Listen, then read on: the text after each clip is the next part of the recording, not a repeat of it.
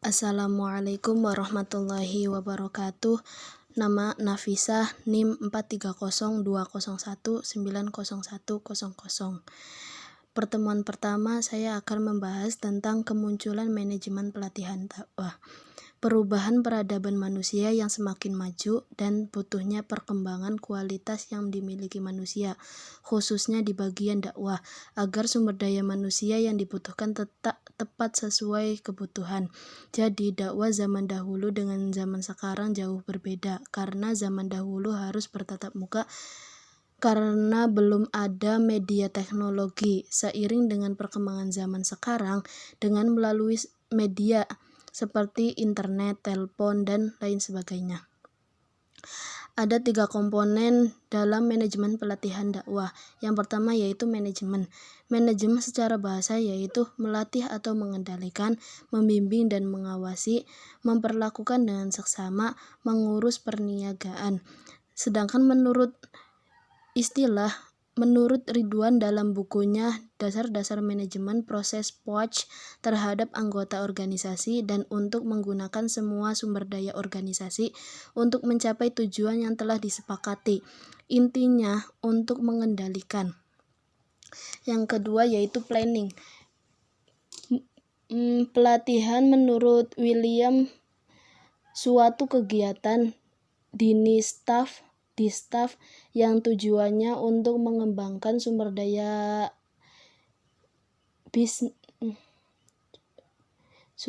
insani untuk memperoleh efektivitas pekerjaan perseorangan yang lebih besar. Hubungan antara perseorangan dengan organisasi menjadi lebih baik. Yang ketiga yaitu dakwah. Dakwah mengajak. Menurut Ali Mahfud, dakwah memotivasi manusia untuk berbuat kebaikan dan untuk mencegah hal yang mungkar agar memperoleh kebahagiaan. Materi yang kedua yaitu perencanaan pelatihan dakwah. Manajerial dalam dakwah merupakan aktivitas yang dilakukan sebuah kelompok dalam lembaga untuk mewujudkan usaha tertentu melalui 1. Pengumpulan sumber daya dan segala bentuk fasilitas dakwah, baik itu manusia, tempat, atau lain sebagainya. Yang kedua yaitu orientasi, serta pemanfaatan sumber daya secara maksimal. Allah mengerjakan tantangan perencanaan dalam Al-Quran yang artinya, dan kami tidak menciptakan langit dan bumi dan apa yang ada di antara keduanya tanpa adanya hikmah. Yang demikian itu adalah anggapan orang-orang kafir. Maka celakalah orang kafir itu karena mereka akan masuk neraka. Quran Surat As-Sad ayat 27. Jadi apa yang telah diciptakan oleh Allah itu pasti ada hikmahnya. Selanjutnya, penemuan kebutuhan pelatihan dakwah dapat dilakukan melalui studi pengkajian kebutuhan pelatihan dakwah atau disingkat SPKPD. Adalah suatu studi yang di dalam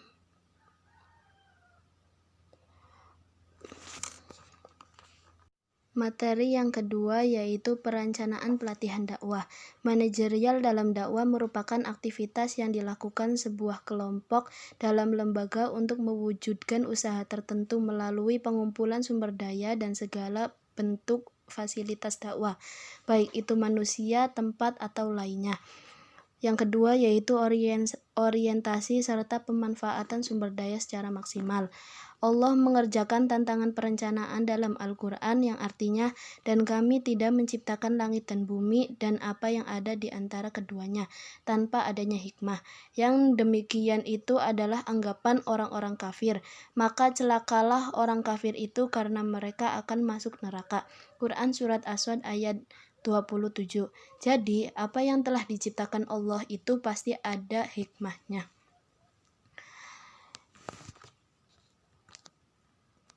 Selanjutnya, penemuan kebutuhan pelatihan dakwah dapat dilakukan melalui studi penjajakan kebutuhan pelatihan dakwah atau disingkat SPKPD.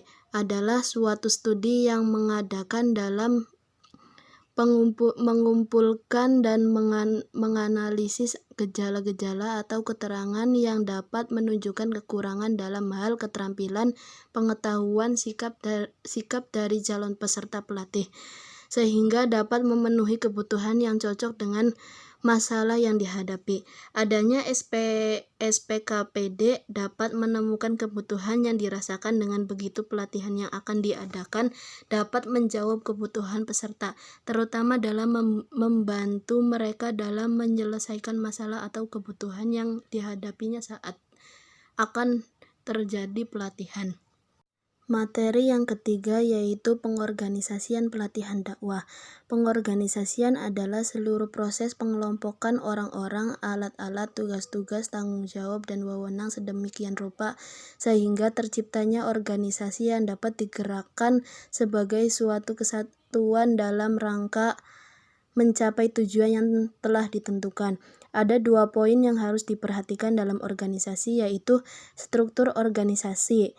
Struktur organisasi adalah suatu susunan pembagian tugas secara formal yang ada dalam sebuah organisasi untuk mencapai tujuan.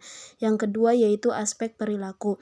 Sikap dan perilaku orang yang beraneka ragam dalam organisasi dipelajari untuk mencari solusi tentang bagaimana manajemen dapat mengelola organisasi secara efektif. Membentuk kepanitiaan pelatihan dakwah. Kepanitiaan merupakan bentuk dari tahap pengorganisasian. Kepanitiaan organisasi ini merupakan sekumpulan individu yang siap mengerjakan tugas tertentu untuk menyukseskan tujuan bersama, yaitu suksesnya pelatihan dakwah yang akan diadakan. Keberadaan kepanitiaan sangat diperlukan.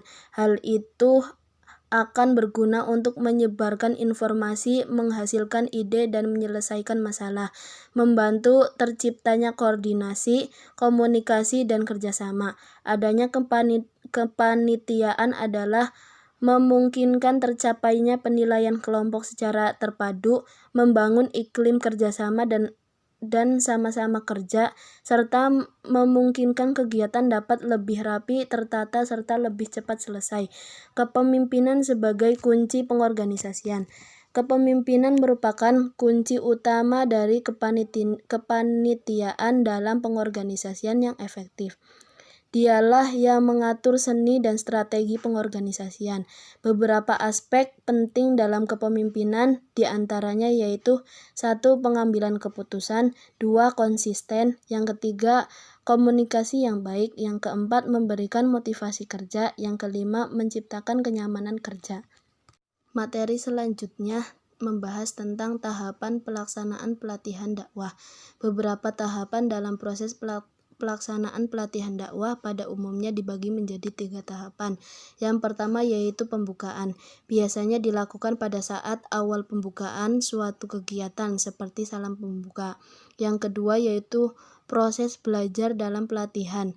Kegiatan pembelajaran maupun pelatihan dapat dimulai setelah berakhirnya pembukaan. Biasanya sebelum proses pembelajaran dan pelatihan diawali dengan penjelasan program, baik tujuan, struktur program, peraturan, hak dan kewajiban peserta, dan lain sebagainya. Kemudian setelah itu menyampaikan materi dari mulai yang sangat mendasar hingga inti dari topik pembahasan yang sangat mendalam. Yang ketiga yaitu penutup. Penutup menjadi tanda selesai kegiatan pelatihan. Memantapkan persiapan belajar. Persiapan yang mantap sebelum pelaksanaan latihan akan membantu dan menjamin lancarnya pelaksanaan latihan, serta tercapainya sesuatu dengan yang diharapkan, sesuai dengan yang harapan. Walaupun demikian, selama proses latihan masih sering muncul perkembangan dan masalah yang tidak terbayangkan sebelumnya.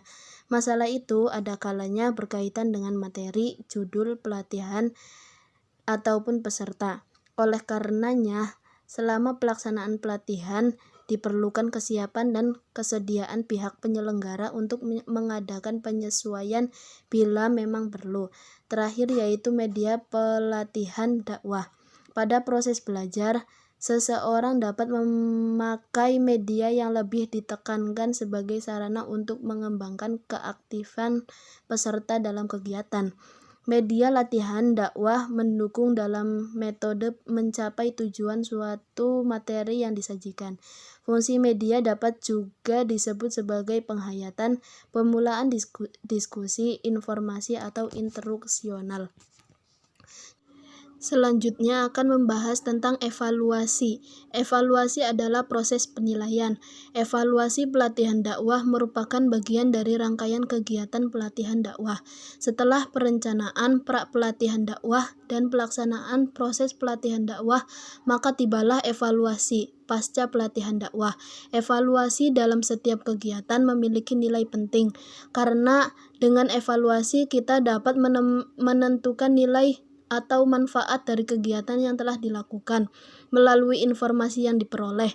Manfaat-manfaat evaluasi pelatihan dakwah seperti A. Mendapatkan dan menganalisis informasi untuk mengetahui pencapaian tujuan dalam jangka pendek dan jangka panjang pelatihan dakwah. B. Menemukan bagian-bagian pelatihan dakwah yang berhasil mencapai tujuan dan bagian dakwah yang kurang berhasil, sehingga dapat dibuat langkah-langkah perbaikan di masa yang akan datang. Cukup sekian dari saya, kurang lebihnya mohon maaf. Wassalamualaikum warahmatullahi wabarakatuh.